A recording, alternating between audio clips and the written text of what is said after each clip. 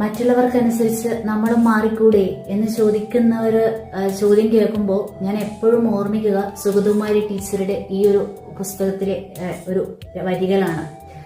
അമ്പലം ജീർണിച്ചുപോയി, ആളുകൾ വരാതെയായി, എന്നിട്ട് അവിടെ അമ്പലമണി മുഴങ്ങിക്കൊണ്ടിരിക്കുന്നു.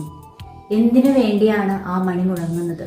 അതിന് ടീച്ചർ പറയുന്നത് ഇങ്ങനെയാണ് ആ കവിതയിൽ: എന്തിനീ ഒറ്റയ്ക്ക് തൂങ്ങും ഈ മണിയൊരേ മന്ത്രനാദം മുഴക്കുന്നു, എങ്കിലും ഇതിൻ ധർമ്മമിത്, സുസ്വരം മാഞ്ഞുവെങ്കിലും ഇതോർത്തു പാടുന്നു, പൊട്ടിയ ചിലമ്പിച്ചുരച്ചയിൽ കൂരിരുളിൽ ഒറ്റയ്ക്കു പാടി നിൽക്കുന്നു.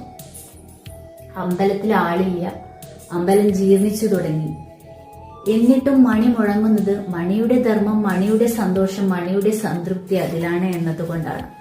അതുപോലെ മറ്റുള്ളവരൊക്കെ കിട്ടുന്ന സ്വീകാര്യത കണ്ടുകൊണ്ട് നമുക്ക് ചേരാത്ത ഒരു കാര്യം നമ്മൾ ചെയ്തു കഴിഞ്ഞാൽ നമ്മളത് നമുക്ക് കമ്പാറ്റബിൾ അല്ലാത്ത ഒരു സർക്കിളിൽ എത്തുകയും അതുകൊണ്ട് ബുദ്ധിമുട്ടുകൾ ഉണ്ടാവുകയും അത് നമ്മുടെ പരാജയത്തിലേക്ക് എത്തുകയും ചെയ്യും.